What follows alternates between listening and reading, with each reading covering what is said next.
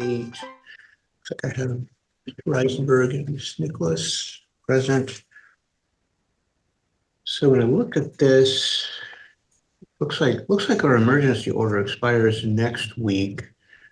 And we just had a full petition apparently just filed, I think. And has that been served yet? No. Okay. And I've paid for it to be served, but it hasn't been able to be served. The sheriff's still trying. Okay. So there was also a motion filed for collection of personal belongings. I don't know, Mr. Reisenberg, did you see that motion? I did see it. Yes, I have not had anything served on me, but I have seen what is filed in the case. Yes. All right, and that it looks like that's essentially directed towards the mom. Yep. And has she been served that motion? It's with the paperwork that I gave to the sheriff to serve her, and they still have not been able to. Okay, and let me hear just a second. I say I have Anna Nicholas on my screen. Morning, Ms. Nicholas, can you hear me? You can. Yes, I'm here. Okay, very good. So I don't know exactly where you, let me just back up here just a minute. Is this your first appearance with us on this case? Yes, sir. And I have not been served, and I don't understand what's going on. It was a crisis plan in place. She was to go to my sister's house, and that's what occurred. Okay, well, there was a guardianship petition filed back in July, and there is a temporary order. Well, I've been through that process, and I'm willing to take her into custody now. I've been released from where I was detained by a judge's orders. Okay, so at this juncture, I assume we need, are you currently employed, ma'am? Am I? Yes. I'm correct. on disability. I'm working on a 10 disability. All right, so I would assume based on that, you would qualify for counsel. Do you wish to have an attorney appointed to represent you on this matter? Me? Yes. Yes, absolutely, please. To me, this was an act of kidnapping, and she went and got custody of my daughter. I have no knowledge of why she would do this, but that was part of our crisis plan for my daughter to go to her house. Okay, well. I have it in writing. Okay, well, and that I don't have that all in front. What I have in front of me is I have a guardianship case, which we're dealing with. I'll go ahead and appoint you an attorney. I don't have a name on that, so I'll need to check with court administration. Your Honor, I haven't even got to see her for her birthday or talk to her. I haven't had any visits since July 5th. If I could at least see her, have interactions with her, I would really appreciate that. Okay, Mr. Reisenberg, do you know anything about that? I have spoken to my client, and she tells me that she's happy where she's at and wants to stay there. Okay. So, man, what I need to do, first off, I need to get you an attorney. And then what my thought on that is if we can get somebody, we can come back, looks like next week, and take a look at this, address any issues like contact, visitation, et cetera, et cetera. I don't understand the terms that she took her and got custody, or is trying to get custody under. I don't understand what terms these are. Okay, there is a legal proceeding called an emergency minor guardianship, which is what was filed back in July. Right. And which is her choice. She didn't have to do this. It was her choice. Okay. She said that's not the fact she chose to do that is up. I mean, that's what we're dealing with. Okay, so we have a legal proceeding. And I'll get you an attorney appointed because you qualify for that. There's also been a full guardianship petition filed, which we need to get a copy of that to you so you can deal with that. But we'll get you an attorney appointed. And do we have your contact information, ma'am? She's not even her biological parent. I don't understand why she's able to just take a kid to the courtroom and file all this stuff. She's gotten on welfare and everything. Okay, guardianship has nothing to do with legal parent. It's a third party type of case. It's a guardianship case. Okay. So she chose to go this route to keep my daughter. Your attorney can explain all that to you. You have a right to contest this, but this is the first we've heard from you. So that's why I want to get you an attorney so we can actually hear the case and hear. Because I was in a facility. The reason that I sent her over there to my sister's house was because I needed mental help. Okay, that's perfectly okay. What I'm telling you today is I'm going to get you an attorney so you have an ability to contest the petition. I'm going to leave things as they are right now because that's the information that I have in front of me. But I'm going to get you a lawyer that can take a look at this so we can come back and have a discussion about it and a hearing on it. Okay, thank you. Okay, sorry, so let me just double check here. Hold on, I want to make sure we've got a way to get a hold of you. So do you have, we'll need to get your attorney how to get a hold of you. Do you have a phone number we can give him? Yes. Okay. It's 32. All right. I don't have the name of who will be appointed. My staff will reach out to our list of attorneys. We'll get somebody appointed and they will reach out to you with that information and the attorney will be getting a hold of you. And then why don't we put this on for review next week? I need to address the temporary order expiration coming in the 16th. Ms. Nicholas will have an opportunity to talk with her attorney and be back here and then we can figure out how to move forward. Okay, because I returned home from my facility and everything should be fine for her to come home. I can have a doctor even state that. Judges already stated it. Okay, well, we'll certainly take a look at that. And like I said, I want to get this on for hearing next Tuesday at 10 o'clock. Tuesday at 10. We'll get you a lawyer so they can explain to you what's happening and we'll go from there. Thank you. I really appreciate that. Okay, you're welcome. We'll see you next week. Have a good day. Okay, and it'll be a Zoom hearing like this at 10 o'clock. A Zoom? Okay, thank you.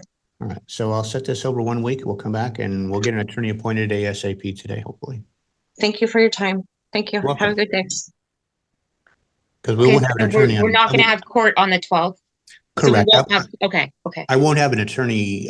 They won't have an opportunity to get into the case and get involved. So if we come back on the 17th, we'll have an attorney on board. We won't be doing the approval petition at that point, I assume. So it sounds like it will be contested, but then we'll figure out how we're going to move forward on the 17th. All right. Thank you so much. All right. So no hearing on the 12th. We'll strike that. Next hearing will be 1 week from today at 10 o'clock. Your Honor, she's having volleyball and probably soccer games, and I'm not allowed to be at any of these games. It's really hard on me. Is there any way that we could put all this into that order or something where I could start to see her? I haven't seen her since July 5th.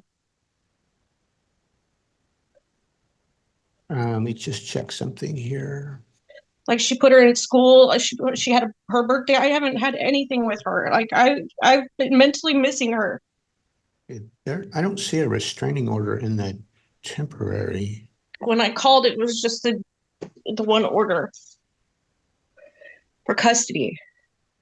It was an order entered August 22nd. I haven't done anything but have her go over out of a crisis plan. Mr. Reisenberg, are you aware of any restraining order that would restrict her from? I don't remember there being a restraining order in the emergency petition. I was just going to look it up myself to see if I'm remembering correctly. I don't see anything in here. So, ma'am, based on the order, it doesn't appear there's a restriction with you attending events like that. She won't give me any of the schedules, and my daughter's very active in sports.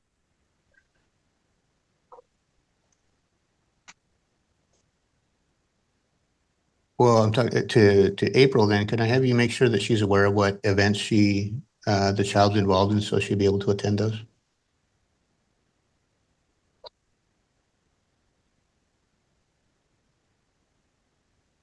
So, Your Honor, I did in the paperwork, it does say that the child is actually scared of moms right now. And there was a lot of fear there. I don't believe that. And I haven't got to talk to her. You have kept her phone from her the whole time. Hold on. So I don't have a restraining order. So she wants to go to it. Looks like Amy Turnbull was also appointed in this. Yes, she came to my house and checked on me. Okay. So we'll make sure that she's aware there's a hearing on this, a week from today as well. So at this point, again, I don't have enough information really to make any changes to orders. If you're aware that she's someplace you can certainly attend a hearing, I would strongly suggest that if you do that, to make sure you give her some space. It sounds like there may be some issues, but it won't do anybody any good if we get into a big tussle of any kind. Right. So at this point, I'm not going to set any orders. I'll set it over 1 week to the 17th. We'll let Ms. Turnbull know that the hearing on the 12th is not happening either. Also, Okay. Your Honor, if my daughter's scared of me, she's 13 years old. She should be able to tell the court. She has an attorney, Mr. Reisenberg. You can also reach out to him. He'll be happy to talk to you, I'm sure. And Ms. Turnbull is guardian, so she'll let me know what I need to know. Okay. Thank you. All right. You're welcome. So see you in 1 week at 10 o'clock. Thank you. Appreciate your time. Have a good day. You're welcome. There he is. Nice to meet you. Yes, Sean, I was on the 9 a.m. docket. No problem. I didn't know if you'd had a chance to talk to your client, or didn't seem like she had a chance to talk to you. I have not had an opportunity to talk with her. I did call the phone number provided by Miss Turnbull and left a message, but I haven't had an opportunity to talk to her. Okay. So there was a motion that was filed for today. There's really two motions. One is a motion to approve the petition, which your client objects to, which was the reason for your appointment, obviously. So that issue is not proceeding forward today until you've had an opportunity to take a look at it. The other is a motion that I believe Mr. Reisenberg may have filed, having to do with personal belongings. I'm getting a lot of feedback from somewhere. I believe it was petitioner who filed that motion, Your Honor. Right. So, Anna Nichols, I'm getting a lot of feedback. I'm going to mute you, but if we need to have you chat, I'll have you unmute. Okay. So we're just getting a lot of feedback for some reason. All right. So if we need to have you back on, we'll have you unmute. Okay, Mr. Reisenberg. Yeah, sorry, Your Honor. I believe the motion to recover personal property was filed by the petitioner. Oh. Okay, so let me get into that here.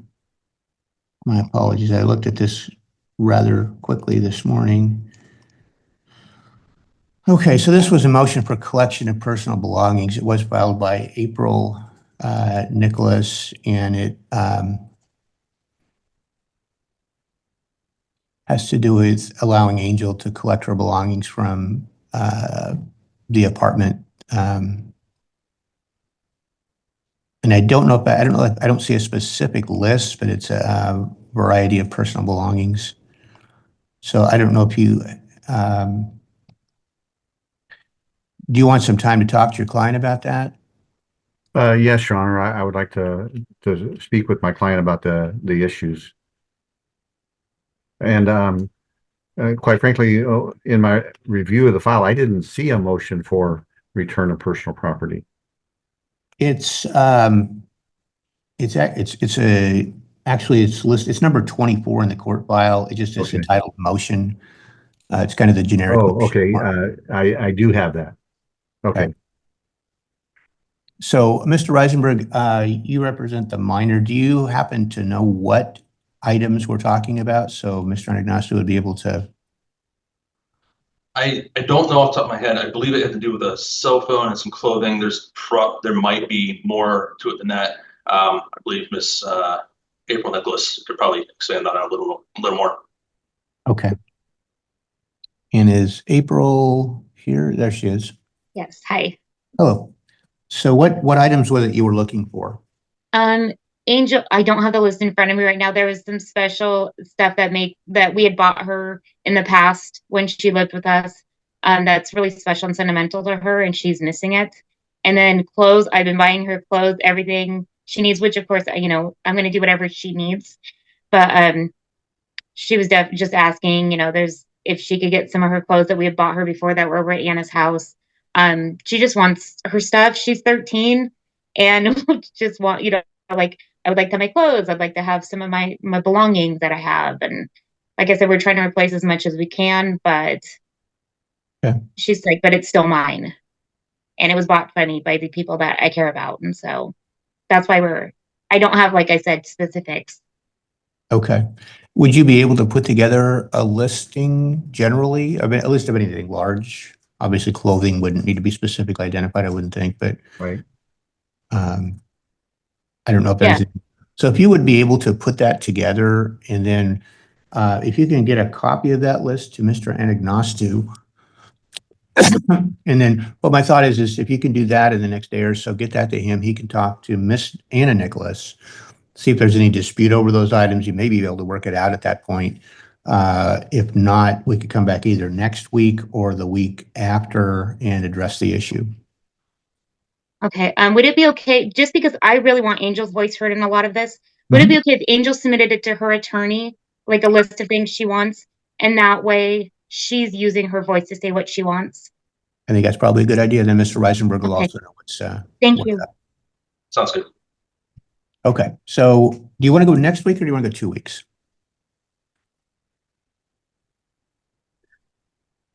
Anna Nicholas, if you want to unmute, I see you had your hand up there. So yes, ma'am. I would really like to talk to my lawyer.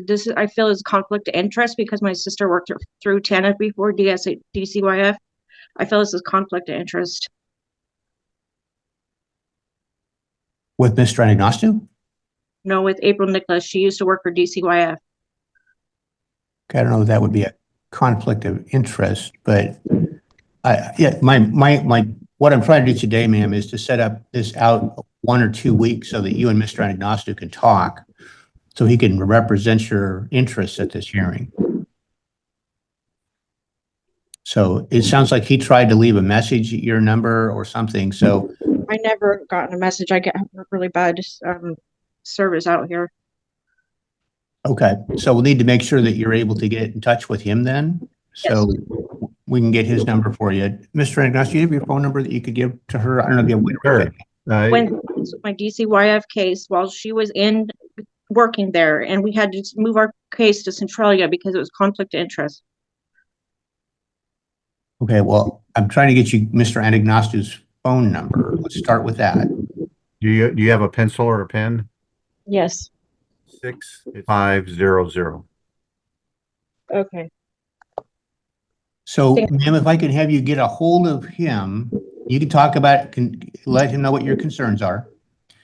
And then, again, I could either set this over 1 week or 2 weeks, and we can readdress the issue on the personal property and determine kind of where we're at in the rest of the case. I have a week of trial next week. I'm not sure when it's going to land, but if we could set it up 2 weeks, that would be preferred for me. Mr. Reisenberg, does that work for you? 2 weeks? Yeah, that's fine. Okay. And April, Nicholas, does that work for you? 2 weeks? Yes, it does. Okay. So we'll put it on at 10 o'clock, Zoom hearing 2 weeks from today, and that would be the 1st of October. And we'll see where we're at. Your Honor, sorry, I didn't mean to interrupt. So the short-term guardianship actually ended yesterday. Was that extended? I just want to make sure because I tried to go to the courthouse to get an extension to show the schools, but they didn't have anything at the time. So I want to make sure I'm following the laws. I think she should come home. Okay. It sounds like that goes through the 26th. Okay. So you're fine there. I mean, what's the date of that order? Yeah, so I can extend this out so we cover that at least to that hearing. There's a lot of things that kind of happen in these cases.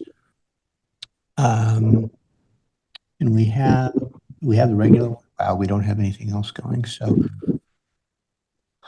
why don't I do this? I'll extend that existing order out to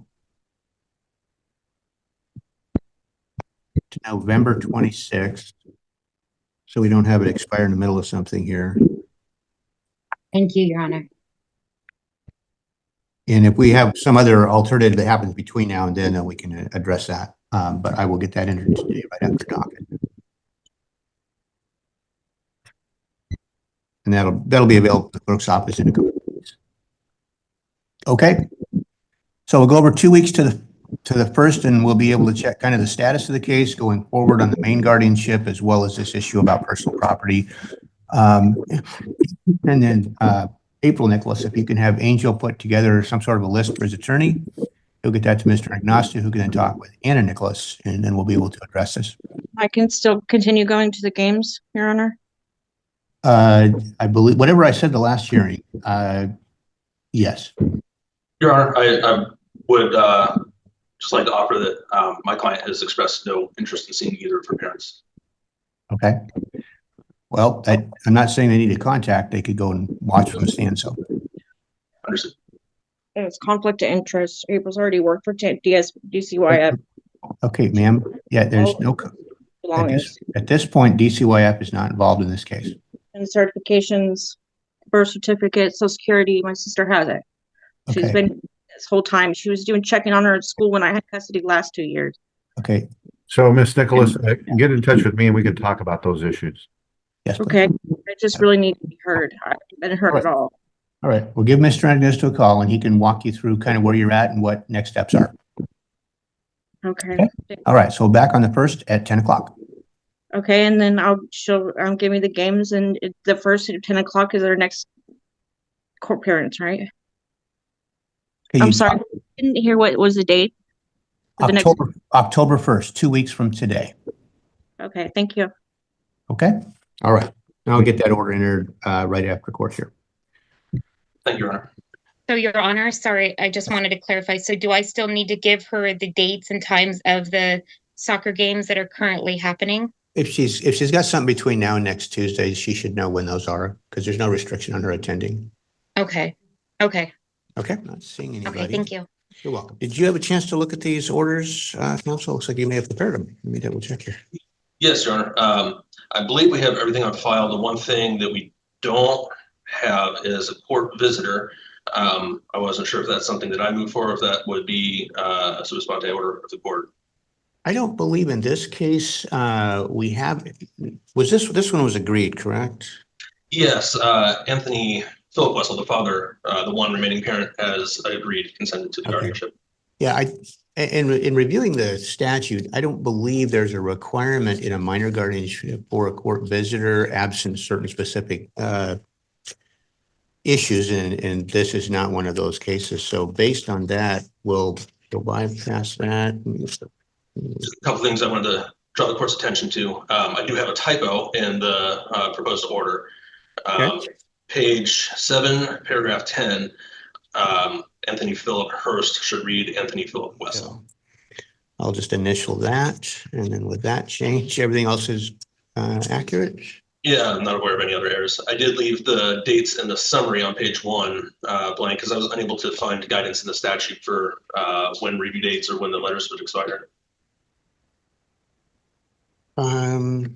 This is a full guardianship, correct? Correct. So I would assume these are, it's a good question. Those letters expire when they turn 18. That would be my thought. That we wouldn't need a review date, you don't think? Yeah, but yeah, so do we, let me get to the.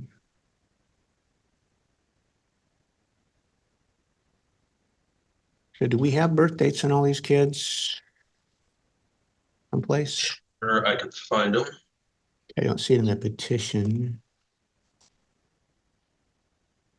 Normally we just have an age, but we don't have the. Yeah, I know their ages. Rachel in number 1 is 17, Austin is 15, Samantha is 12, and Alexis is 10. I know I have their birth certificates around here somewhere. So what I probably just need for the order is probably need their date of birth with the year being when they turn 18. So for Rachel, if she's 17, it'd be on her next birthday. Okay. So letters would expire when they turn 18. Yes. We have their birthdays on the confidential form. Okay. Can I see that? Looks like we do have the confidential form, so. That doesn't show up in Judge Edition, oddly. It might be because it's confidential. I don't know. It still show, well, I would think it would still show, all right, 7/20/31. So I've added those dates in there, and with that, we will go ahead into the order. Judge Bashor will be presiding over this docket, but I'm going to take just one case first. That's the Clover Begoyazin and Michael Begoyazin matter. I see Ms. Baldwin present, and I thought I saw Mr. Begoyazin log on. Yes, he's here. Okay.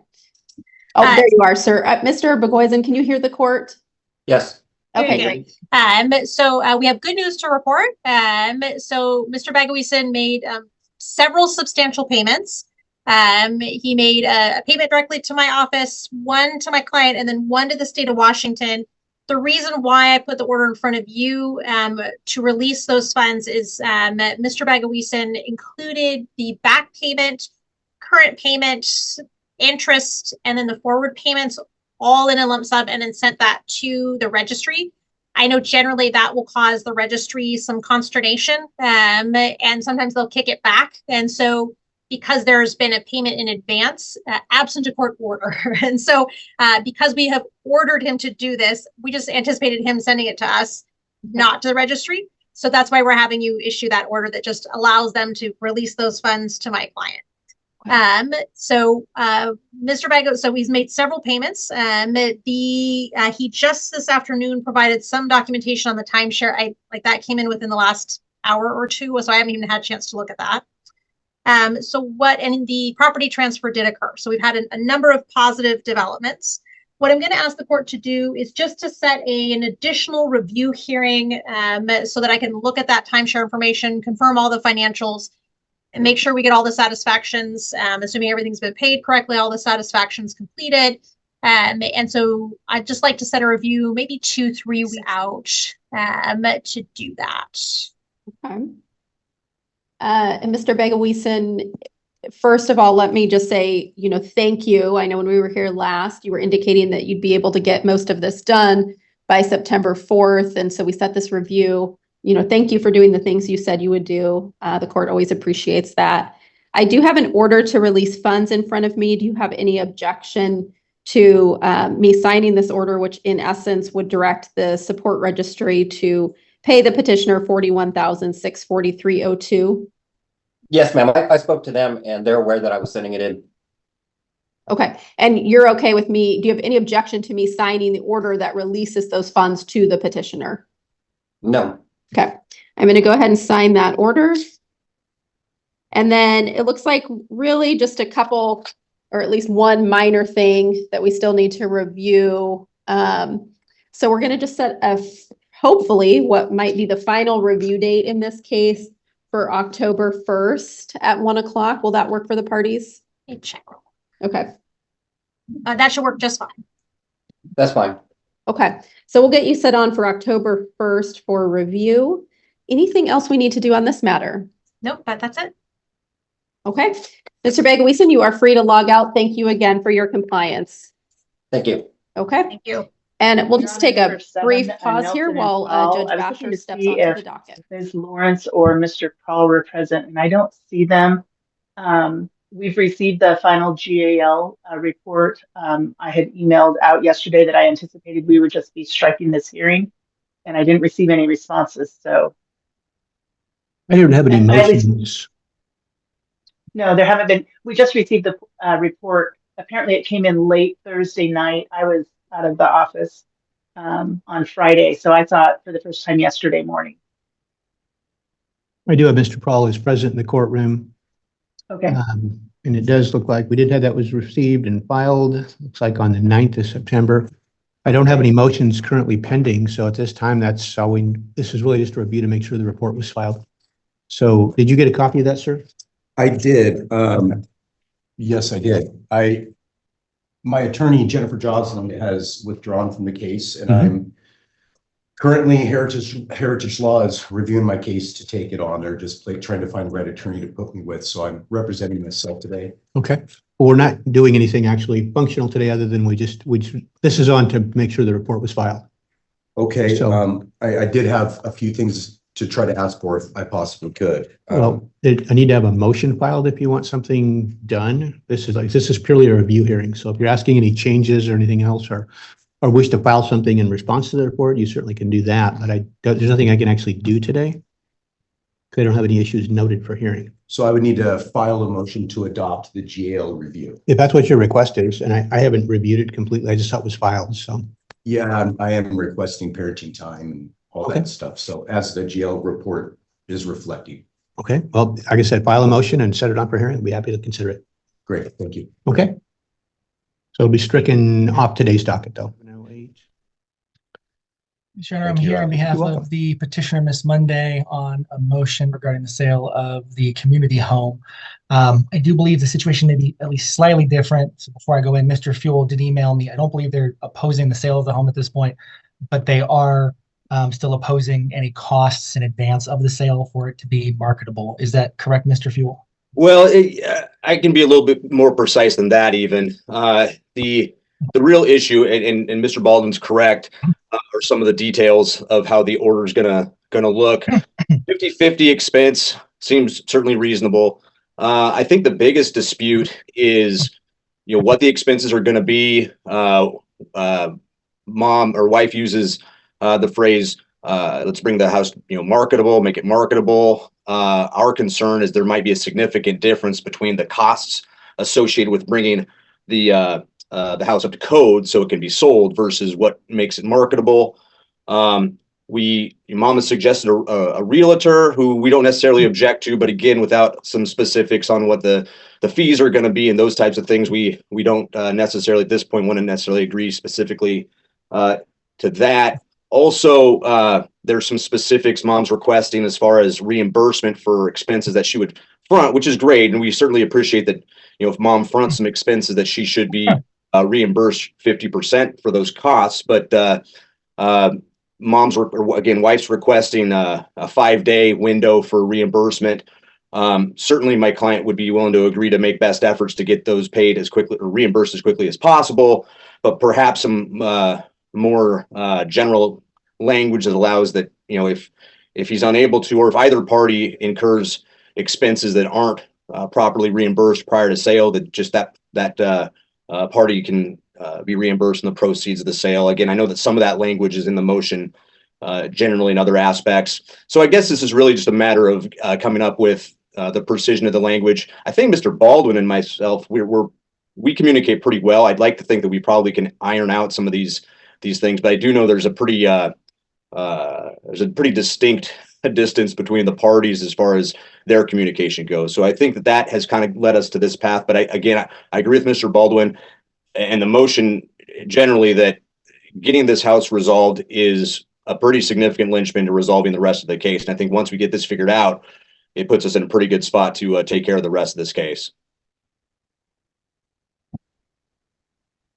Okay, I guess what I'm somewhat in the dark about is what needs to be done and what the costs specifically are for those things. And we did, Your Honor, in my client's declaration, attach the home inspection as well as the market analysis. It's Exhibit A of my client's declaration. The CMA recommended a pre-inspection because of some concerns. We have the pre-inspection that identifies some areas of fairly significant concern that would affect the marketability of the home, specifically listed on the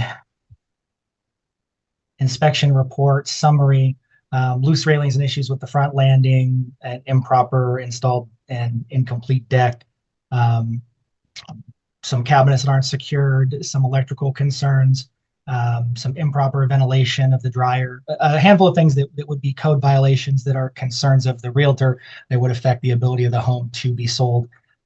What my client's declaration indicates is that she identified a contractor who's willing to do the work. The costs for materials have to be paid up front.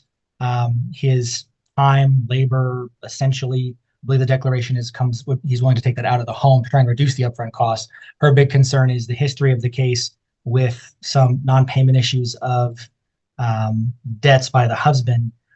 If the court would like, I can ask my client to get a detailed price estimate. It's always kind of difficult because of variability in pricing it, because he's not including his time, he's just including the materials. Till he gets in there and starts doing them, those things can fluctuate at least a little bit.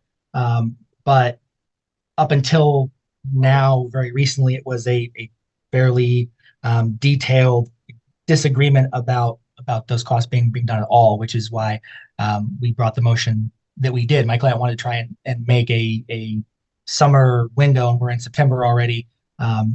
Hopefully with an interest rate drop expected, hopefully sometime this month, market might improve, but we don't want there to be significant delay.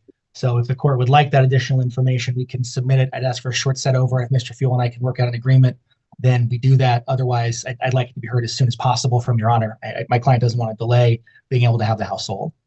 And the first page of the certified market analysis from Ms. Evol does reflect that if these repairs aren't done, then her analysis on the price would be different and most likely lower, because those concerns would make the home either subject to offers being pulled or failing to get through inspection because of the deficits. Again, the most significant, I think, is the wood stove that is not sufficiently away from the wall and has no heat barrier, heat protection, but also an issue with backsplashes that could result in water damage and improperly secured back deck and front patio that are somewhat structural as they're affixed to the residence. So they are significant concerns that are included in her declaration. But again, we can absolutely file a more detailed analysis from the individual who's able to do the work, if the court would like to see that as well.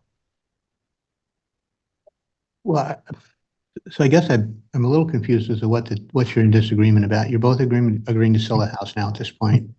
And you're agreeable to doing, I guess, these items of repair. I mean, they look like they're pretty minimal items, frankly. And I don't know what the cost of that's going to be compared to what the difference in value of the house is. I mean, if it's going to cost $10,000 to fix this and it increases the value of the house by $5,000, I don't know if that's. So I mean, I don't have that information, so it's really difficult to make any kind of an order based on what I have here. Yeah, and Your Honor, that sort of sums up our position as well. I think the real problem, and to Mr. Baldwin's point, is that I think some of that is unfortunately a little bit unknowable. So maybe if we can, if the court would consider, and to Mr. Baldwin's what he was saying earlier, maybe if we can kick this thing out a week or 2 weeks, something to keep it brief, and then if we can get the information that Mr. Baldwin was suggesting, because we are pretty close, perhaps it is possible that Mr. Baldwin and I can just simply agree on some agreed language in an order that protects the parties with our concerns, but also gets this thing moving. And then because this was recent, Your Honor, my email today agreed to it being sold with some concerns. The depth of it or detail, I wasn't aware just how far Mr. Monday is now agreeing. So it was a bit unexpected for me, and possibly also for Mr. Fuel. But I know he was out last week having tested positive for COVID, so that likely played a part. But I was anticipating having to argue a fair amount more than it sounds like is needed to argue. The issues are significant in scope as to how they affect the home, but not likely significant in cost. So I'm happy to put it over a week and try and get that information, or two at most, so that we can have that resolved. Why don't let's go over 1 week. If you're still working on details, you can let me know. We can kick it another week if we need to. I'll be gone the first 2 dockets in October, so I'd like to do it in the next 2 weeks. As would I, Aaron. I know my client would like that to resolve as soon as possible so we can get things started so it can be listed. So yeah, I mean, it sounds like you're pretty close. So I guess, again, my issue is I just don't know what exactly we're talking about as far as what I'm ordering compared to what that's going to do as far as values and costs and things. I mean, if we're talking, $500 compared to $50,000, that's a big difference in how that gets paid. So understood, Your Honor. And we can also ask for an update then on the CMA from Ms. Evald. All she indicated was that there would be a difference in price, but not how it would affect the difference in price. So if that's something the court would like to see, again, up until now, the entire thing was opposed or argued. And since we're functionally agreed, we should be able to figure that out in relatively short term. All right. Well, let's put it one week to the 17th at 1 o'clock. And then again, if that needs to go over because you're working on it, let us know and we can do that. Yep. And with that information, we'll address it next week. For Miss Thank you, Judge. Dooley? Thanks, Judge. You're welcome. Thanks, Council. Good afternoon. I see Miss Gilmore is here. You are, there you go. You were muted. Yes, Your Honor. Good morning. Good afternoon, I guess. All right. I assume you're not in agreement, so let me hear from Ms. Powers. Thanks. We're here today on my client's motion for a temporary child support order. Just to remind the court of the history a little bit here. Parties married in 2015. They separated January of 2023. Mr. Dooley filed for divorce in October of 2023. The first hearing for temporary orders was November 30th of 2023. Child support was requested, but not granted at that time period. We've had several hearings since then, but child support has never been established. We provided information to the court showing both parties' incomes. The father works 35 hours per week and earns $24 an hour. In addition, he receives VA disability of $2,500 a month, which is not taxed. In addition to his VA disability, he also receives VA benefits for attending school. We do not know how much he receives in VA benefits for going to school, as that has not been disclosed, but we know that he does receive that. In addition, Mr. Dooley has reported that he has roommates who help pay his rent. Without including the money that Mr. Dooley receives from school, Mr. Dooley grosses $6,140 and nets $5,589.79. For Miss Dooley, she works 35 hours per week and earns $26.10 an hour. She grosses $3,958 and nets $3,377. Additionally, Miss Dooley has been paying for daycare. The maternal grandma has been providing full-time daycare for these kids. These 3 children include a toddler who requires full day care, and the maternal grandma has only been charging $500 a month. Miss Dooley does have the kids the majority of the time. She has applied for state benefits for state daycare, and it's in the process. It sounds like she's been approved and they're waiting for one more piece. Once that's in place, she'll owe $60 a month as a copay. The mother has also sought help. She is a member of the Cowlitz tribe, and she has sought help on mortgage assistance. Mr. Dooley argues that that should be included as income, and we ask that it not be included as income. It's not a benefit of being a tribal member. It's something that she has to apply for every 3 to 6 months. It's a needs-based benefit, and it could end any quarter as her income changes. I believe that it's most proper to compare this to a housing benefit or a welfare benefit and not income. Mr. Dooley suggests that it's like a housing benefit for a member of the armed forces, but the BAH for armed service members is a benefit of their employment and is not something that's needs-based. So I believe it should be excluded from her income. We did disclose it in our financial declaration that they've been helping with the mortgage. Based on these incomes, the transfer payment would be $1,526.97 per month. We're also asking that Mr. Dooley be responsible for travel costs.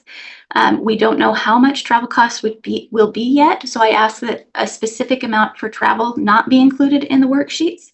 The guardian ad litem has suggested that the kids travel to Arizona 3 times a year, but that there's no order of the court that has incorporated those recommendations yet. The parties did agree to the kids doing a visit in Arizona in August.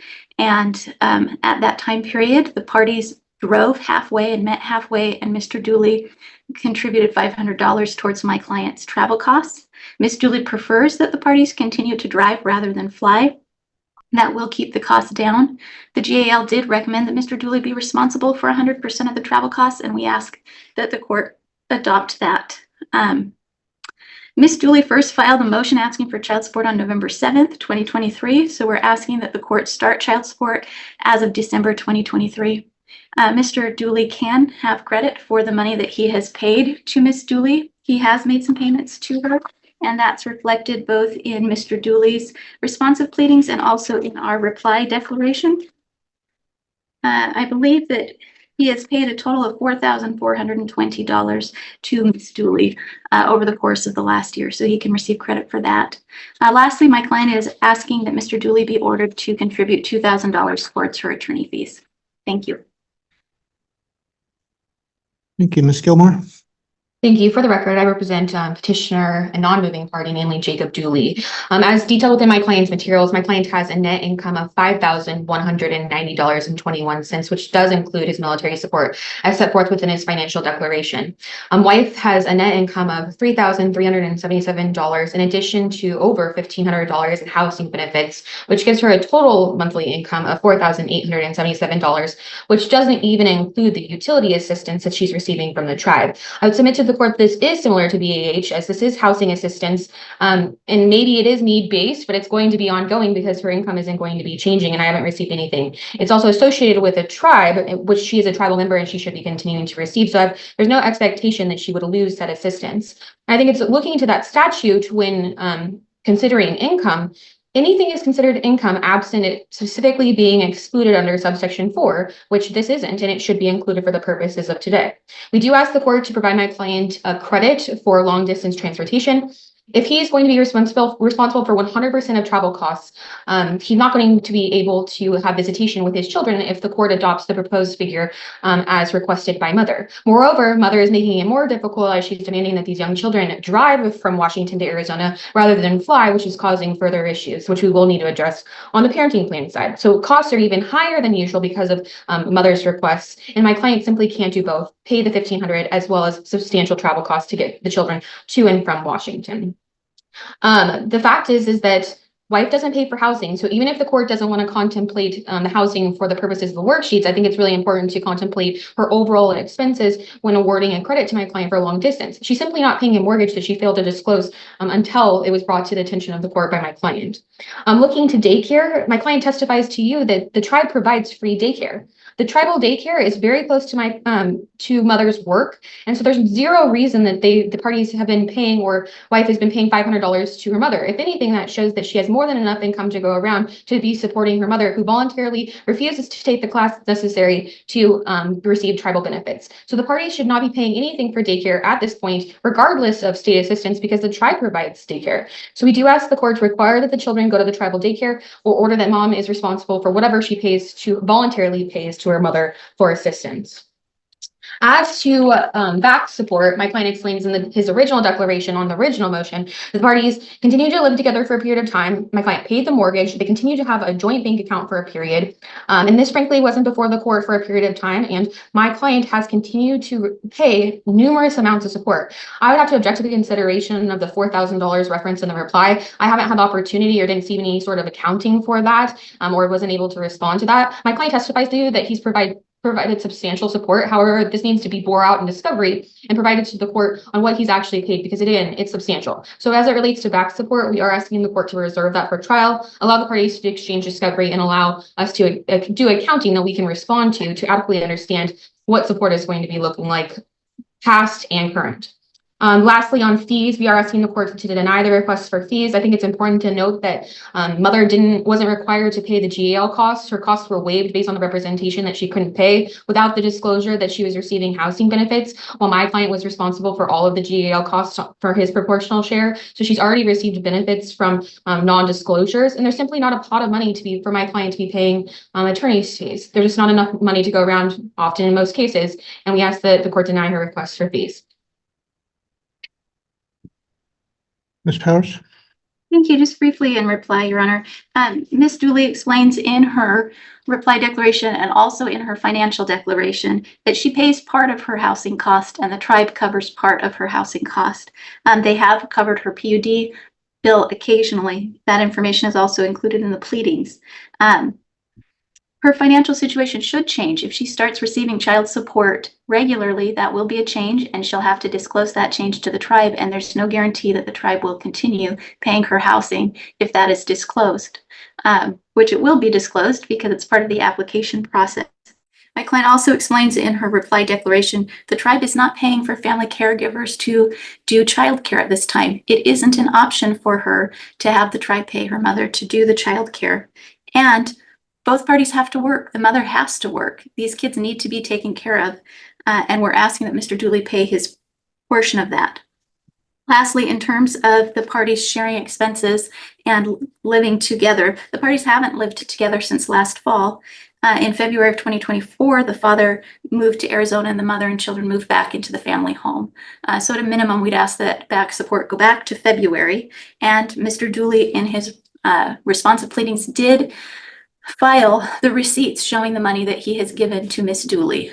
And when you add that up, that's where we're looking at the $4,000. Miss Dooley agreed that that's the money he has given her. So we do have records of what has been provided. Thank you. So this housing assistance, I mean, I guess I don't know.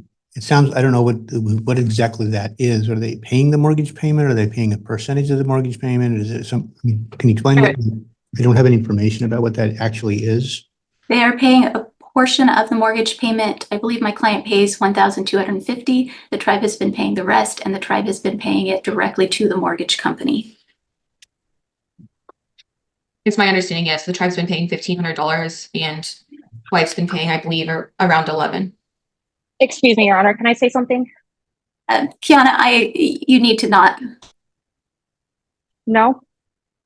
No, you need to work with your attorney. I could put you in a breakout room if you want to talk with your attorney.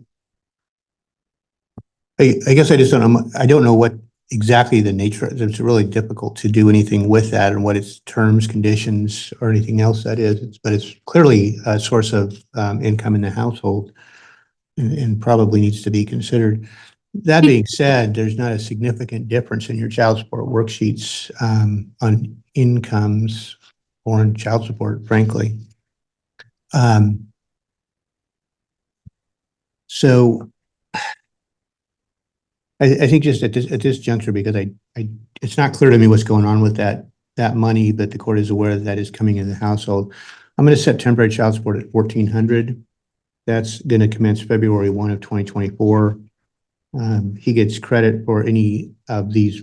He also gets credit for the August is paid, and that's wasn't $1,400, but that's what the parties agreed to. So I'm just going to so that doesn't come into the equation. So $1,400 a month, I calculate that out as $8,400, and then he's got what I've seen, and I didn't go through and identify all these, but there seems to be at least no disagreement that those were paid. So it's something like $4,420. You double check the numbers. If that's different, he would get credit for the payments he's made against that $8,400. That would leave somewhere around $3,980 back. Ongoing, it would be $1,400 a month. And that would be, I come up with about a 60-40 split. And so that should be applied to any uninsured daycare, work-related daycare only, and uninsured medical bills. Part of my concern on this too is that I don't have the specifics. It sounds like they're in agreement with him paying for travel. If he's the one paying for travel, he gets to make the decision on how the travel is. So if he wants to fly him, he can pay for that. If he wants to drive him, they can pay for that. So I'll make him responsible for the payment or for the cost of travel, because he can travel, he can have the kids travel, but he gets to pick how that happens. So. Your Honor, if I can note, we were in agreement for my client to pay 100% of costs if he was receiving a credit, but the court's ruling he's not really receiving a credit, so I don't know what his ability is to pay on that. I would ask proportional if the court isn't going to be providing a credit. Well, I'm going to let, and he can pick how he wants to do it. So I'm going to leave it at the $1,400. That's kind of a compromise number between the worksheets anyway. I'm not going to order temporary support at this time, or temporary fees at this time. I'm going to defer on that because the parties' incomes are not that significantly different, and he is paying those costs. Is the court making a, sorry. Is the court making a ruling on daycare, on the location of daycare, the grandmother versus the tribe? No. No, it's only work-related he's responsible for. So if it's anything else, then it's her responsibility. And he would have 60% of any work-related.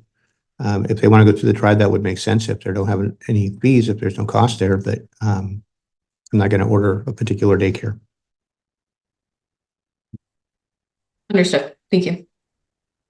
All right. You need a presentation date, or you think you can manage that one? Yeah, if we could set this for presentation, how about September 24th? Okay. That work, Ms. Gilmore? All right. 24th at 1 o'clock. 24th at 1 o'clock. Thank you. Mm-hmm. This is on for adequate cause hearing today. I'm sorry, Your Honor, what was that? This is on for adequate cause hearing today. Yes, Your Honor. Okay, go ahead. Yes, Your Honor, this is a little bit of a convoluted case and there's quite a few pleadings. Has the court had a chance to review all the pleadings that have been filed as there is so voluminous? I did. I received the bench copies that were provided to Judge Hahn, and I did review everything in the file. So I've reviewed everything that's been filed at least. Okay, thank you. We're not going to be responding to everything in the pleadings as that would probably take the remainder of the day until 5 o'clock. So I'm going to go through the reasons why we contend that there is adequate cause. What we have here is a totality of the circumstances. There's not any one particular thing giving rise to adequate cause here. It's quite a combination of a few things. The allegations that are made by my client are supported by clear and convincing evidence as evidenced by the voluminous filings in this case. The first thing is that there was a parenting plan entered in December of 2019. There's been no modification since that time. Parties have tried their hardest to work together to come to agreements and to follow it, and over 5 years, that has just fallen apart.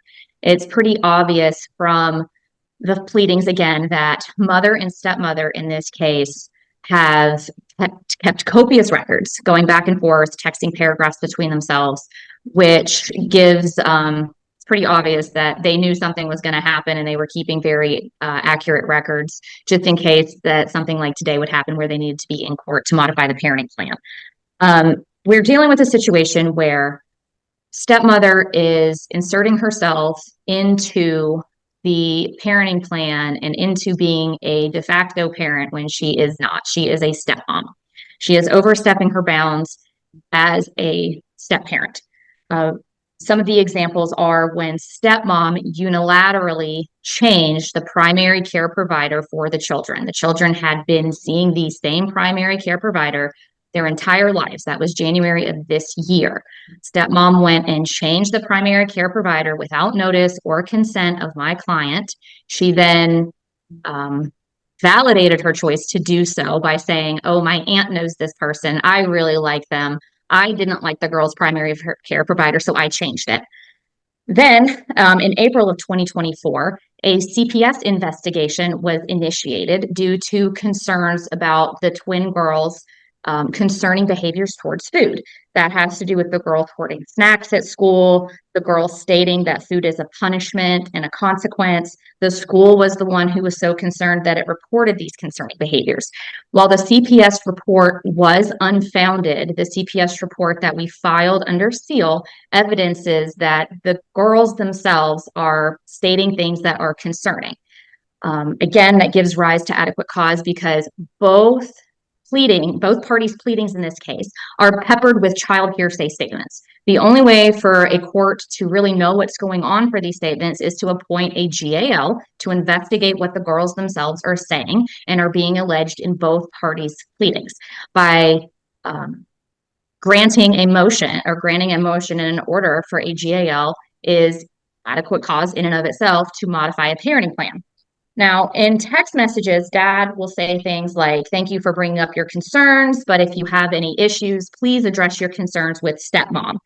That is inappropriate because the issues that are being concerned and being talked about between the parents should be discussed between mom and dad, not mom and stepmom.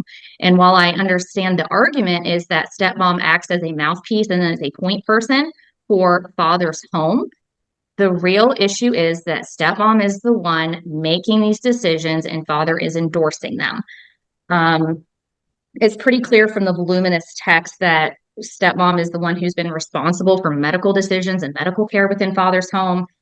Why does stepmom have to be involved in scheduling of things when she is allowed to attend therapy sessions? Instead, father goes and cancels entire therapy appointments because stepmom couldn't be involved in the scheduling. Why does mom need to be involved in the scheduling when it's very clear from the text communications that she's allowed to be there? Stepmom is, for some reason, obsessed with the girls' cholesterol readings. Dad is not the one who's obsessed by that. Stepmom is. Stepmom messaged mom, like, what are we going to do about these cholesterol readings? Well, the primary care provider said, There's not a problem here. It's a reading that is 3 points higher. I'm not concerned about it. I don't want to do anything. Then stepmom interjects herself, well, we need to do something about this, which again is coming from stepmom, not father. The catalyst here, because other side contends that this has been going on for 5 years. It's clear that stepmom and mom have gotten along great. There's a lot of documentation and evidence saying they've been getting along great. What's really happened here is these two sides have not really gotten along. It just appears that they have on paper, but there's always been some simmering issues underneath the surface. These really came to a head after a CPS initiated an investigation. Father and stepmom blamed mom for initiating it when really it was the school that did it. When mom talked with CPS said, hey, you should be talking to dad about these issues. Never occurred to my client that she could just talk to father, so that's what she did. Mom went and split the middle ground here and said, I'm just going to create a group chat so that I can talk to dad and stepmom, put everybody in a room together in the group chat so that we can work through these issues together.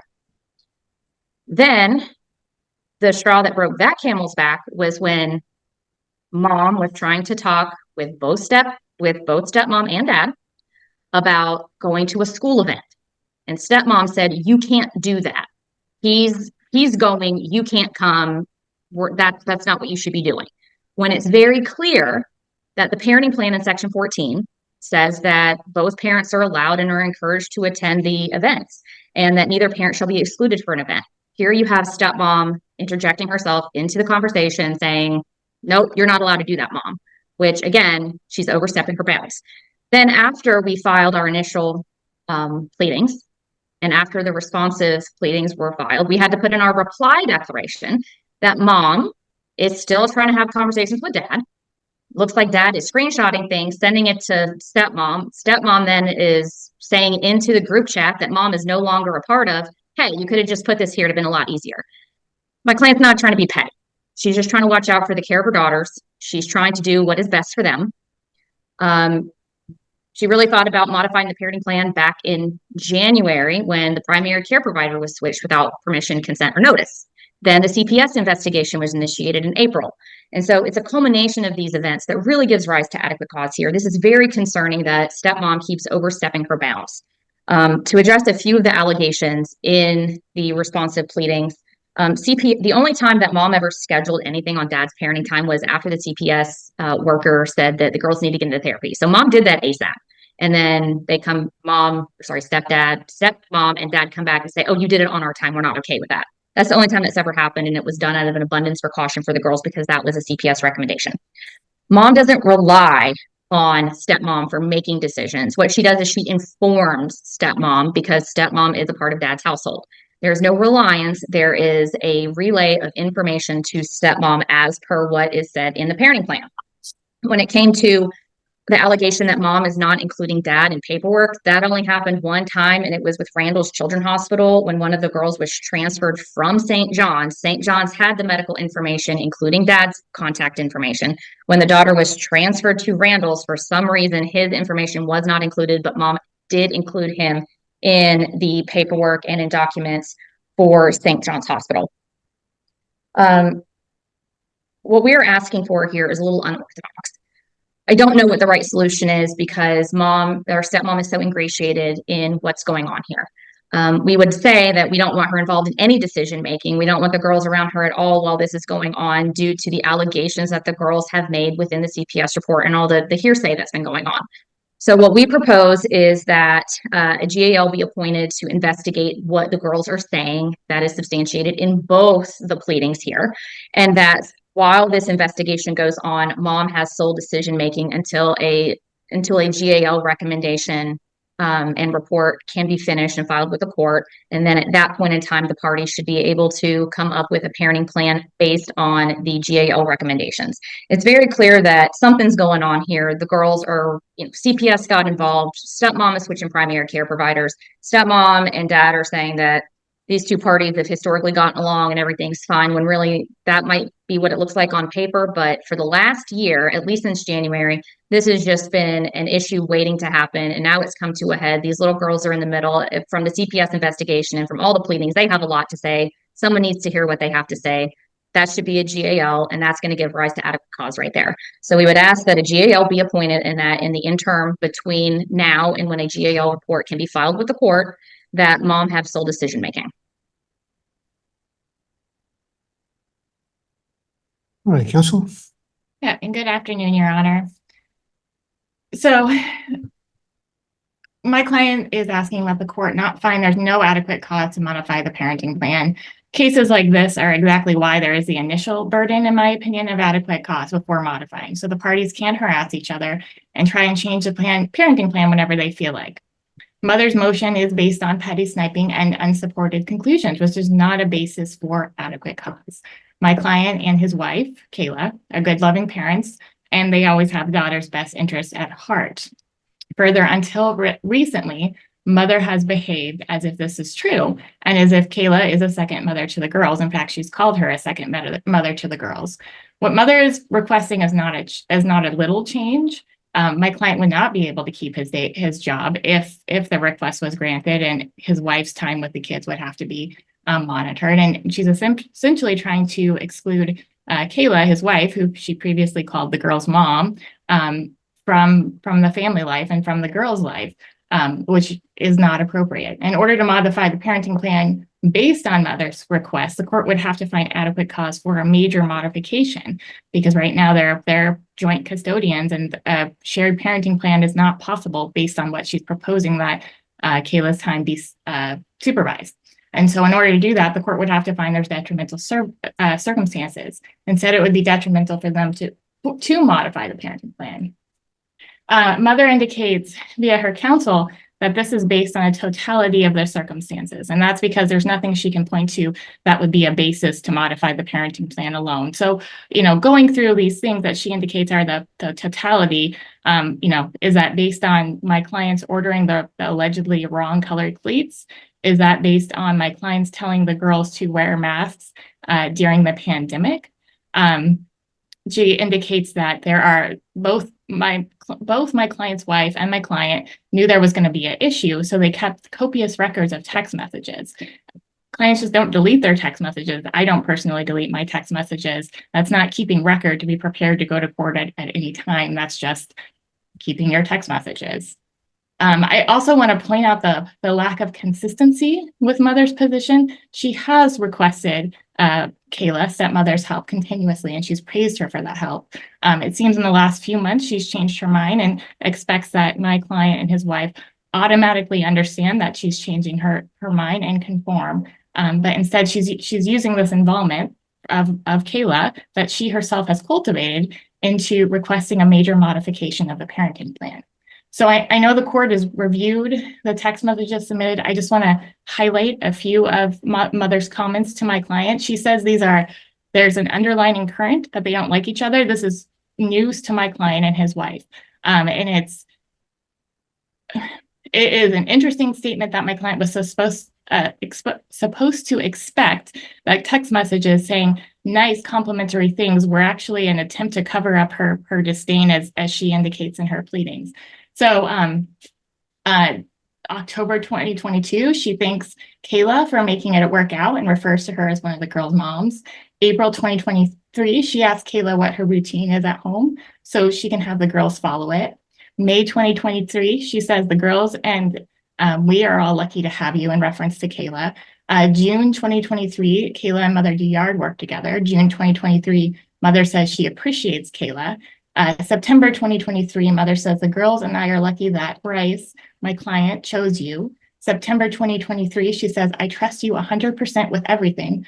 October 2023, she says she would be 1,000% comfortable with my client's wife, Kayla, setting up counseling without her being present.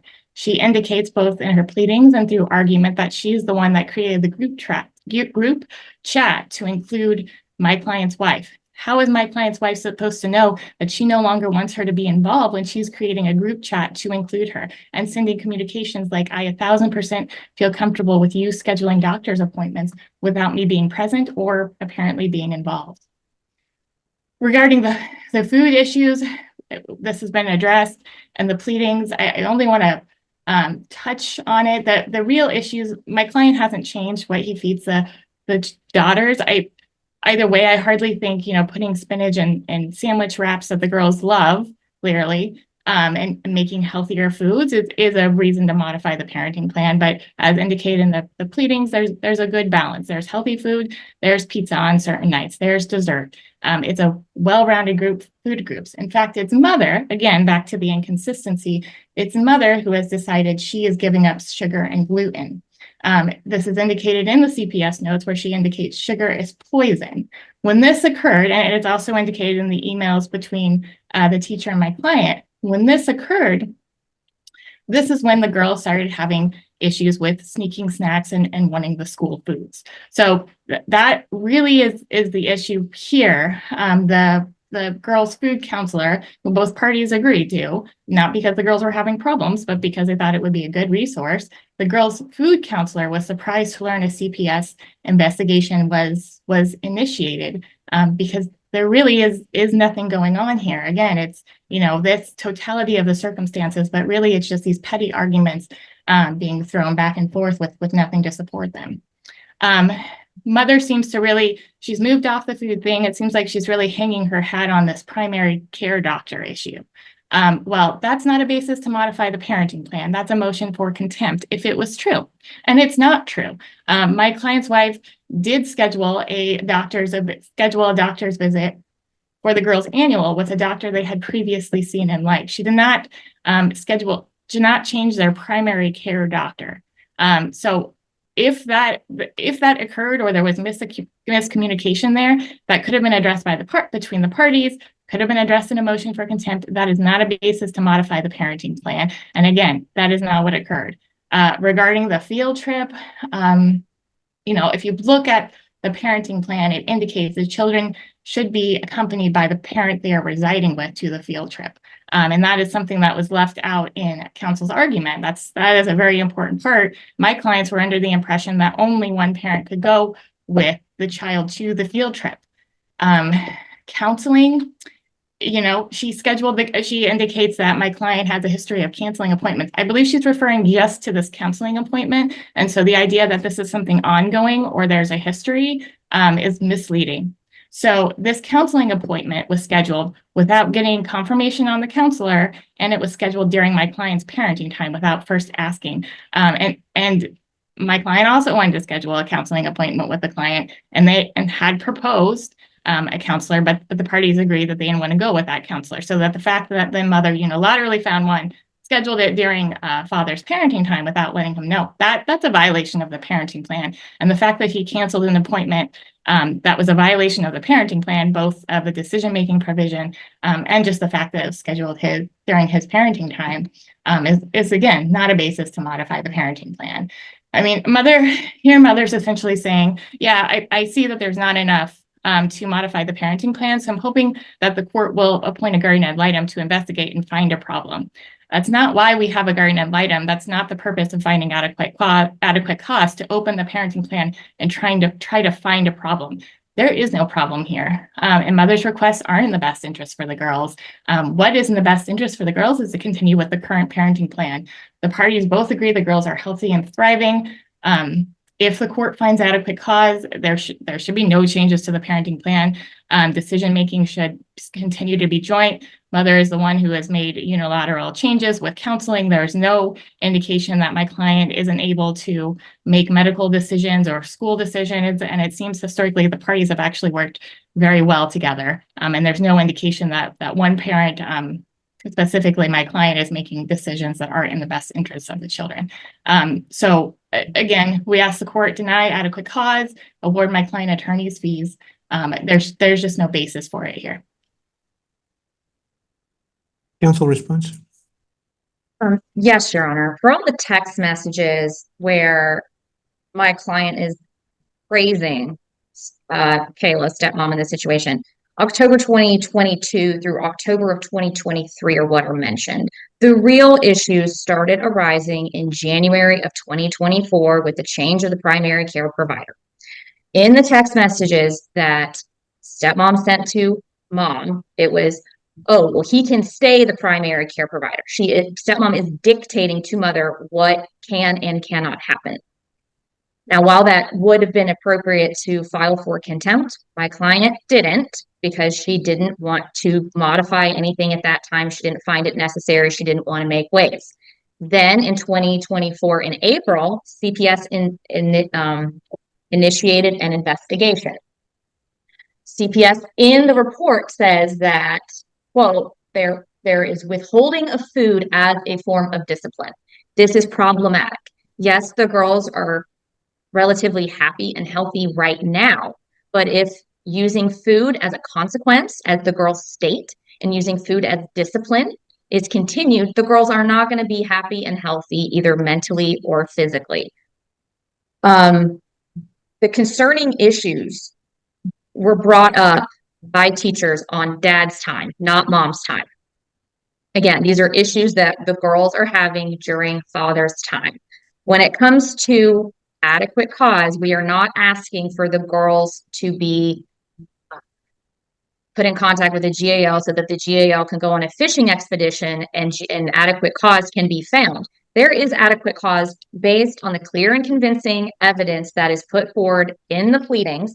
This is not petty sniping. Petty sniping would be screenshotting a conversation from another party, putting it into a group chat, and one party saying, you could have just put this in the group chat instead of sending it to someone directly. That's petty. That's not what my client did here. Again, these allegations are supported by clear and convincing evidence. The totality of the circumstances here, I keep using that because it's not just one thing giving rise to adequate cause. It is multiple things. It is a change in a primary care provider with no notice or consent. It is stepmom dictating what can and cannot be done under the parenting plan. It is father deferring to stepmom for decision making. It's not just stepmom being a mouthpiece for the family. It is her literally making decisions for the girls while they are in father's home. This is concerning. Both pleadings, again, full of child hearsay from the girls that should be investigated further, but on the face, there is adequate cause to modify the parenting plan. This is not necessarily a major modification, and it is not a minor modification. We don't know what the modification is in the long run, but in the short term, it is a minor modification because in the short term, mom is asking for sole decision-making during the pendency of a GAL investigation. That investigation may yield results that would change the parenting plan for a minor modification or a major. We do not know yet based on what the GAL, if appointed, is going to recommend. Again, this is a situation that has been a long time coming. These aren't just friendly text messages between the parties. It is an as per my last text message. It is copious amounts of documentation to use at a later time, which both parties have done so. We would still ask that the court find adequate cause, that a GAL be appointed, mom be made sole decision maker during the interim process, and we're also asking for fees to bring this motion. Okay, I guess there's one question I have that the CPS investigation, that ended up as being, from what I can see, that was an unfounded finding. Is that right? That's correct, Your Honor, and there were no safety concerns. That is correct. As far as no safety concerns, I would agree, but CPS did recommend counseling for the girls, and when my client tried to schedule counseling, that was shut down because I can read the letter, counsel. It was an unfounded investigation. That was my question, correct? Correct. Okay. So I guess this is one of those cases, this is a case where there's it's a 50-50 plan. Each party, they're essentially both custodians. If they have disagreements, there's a paragraph 6 in the parenting plan that allows them to come back to court and have the court help them solve decision-making issues, which was not utilized. I don't see this as a case. And again, I reviewed that. I'm going to deny adequate cause. Okay. And we're requesting attorney's fees.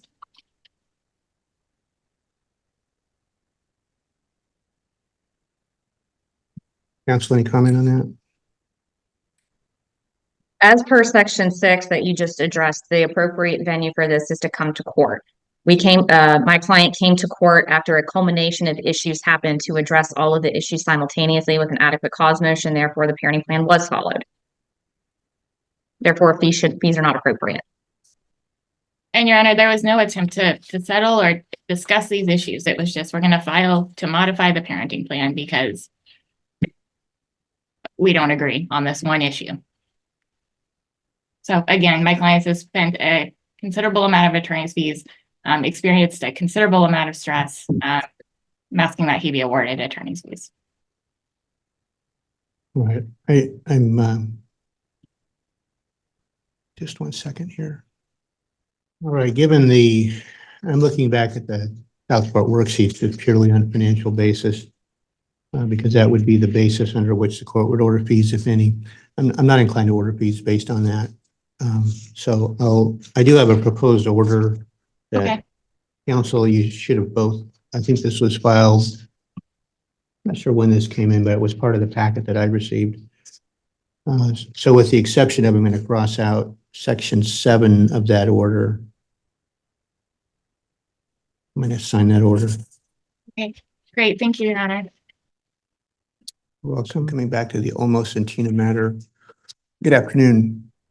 Good afternoon, Your Honor. Apologize for being late. When we left last, I think you were going to check and see if there was any update from DCYF. Did you find anything else on this case? Nothing from DCYF, still an open case, and Detective Sergeant Jenkins indicated that she was going to make another pass at Mr. Olmos' attorney to see if he could get an interview. And if that failed, that she was going to sit down and talk with the prosecutor. And that's all I know at this point on that. Okay. All right, thank you. Mm-hmm. I'm really not sure what to do with this case. If the parties would come to an agreement as to what they want to do, obviously the courts has some concerns, the guardian has some concerns. I don't know if the state of Washington, I show them as being involved in this case, but I don't believe I've seen any pleadings. Your Honor, at this point, the state is not involved, but will be once again if child support issues are raised or if there's a change in primary custodian. At this point, the state has withdrawn. We're just watching the case to see if it would reappear. All right, so it looks like there was an order of support entered in April. And did the state approve of that order? Your Honor, is this the joint custody order? This is the order that entered April 9th. I don't believe this is a joint custody. I'm not asking for any support. Your Honor, the state sign off on that order. Yeah, we had put in an order for 50-50 custody and sole decision making to be 50-50 as well. That's all we've been waiting on, honestly, this whole time.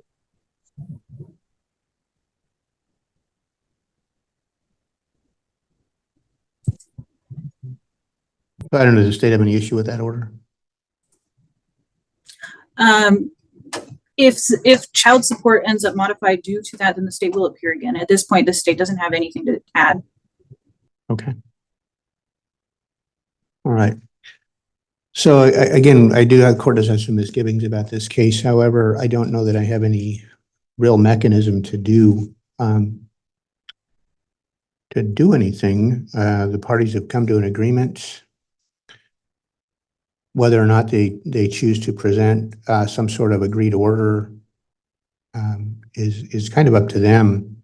There's other things happening in the community which may result in a change in the future. At this point, and I recognize, Ms. Lawrence, that your concerns are certainly, I'm not minimizing those in any sense.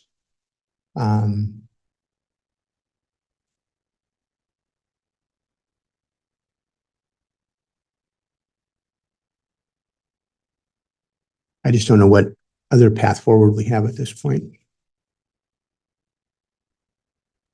Difficult case for sure. So, Mr. Olmos, Ms. Tina, if you have some agreement and you wish to enter agreed orders to resolve this matter. We already did, Your Honor. We already entered the 50-50. There's been no orders entered though. So we submitted them to the courts, to the court clerks, and served them to each other. You have I think a month and a half, 2 months ago. I'm not exactly sure. I'm terrible with dates. Okay, I do not. You may need to resubmit those because I don't have those and my clerk's indicating she's not aware of where they might be. So at this juncture, I mean, if you want to present those, I don't know that I have any ability to not move forward with them. And then if there are other legal proceedings that ensue, either through the police department or through DCYF, that may reopen this. So okay, we can resubmit them. Right, that wouldn't require an additional hearing at this time. I would indicate on there that the guardian ad litem is not in agreement with that plan. So we have that in the record. All right. Well, that's what we need to put in there. Is that what I'm understanding correctly? Either you can write that in or I can put that in when I see them. And if those come in, those should come to my attention because I'm not sure anybody else would want to dig through the file to figure out what's going on here. Gotcha. Okay. And Ms. Lawrence, it looks like we did approve your fees. Are those your final fees or did you have additional? Those should be final. Okay. So I would, if orders are presented and I do approve those, I would indicate that this was not with, not the GL recommendation and that you would be discharged at that point. Very good. All right. I believe that's all we have today. And so thank you. You're welcome. Thank you, Your Honor. Thank you, Your Honor.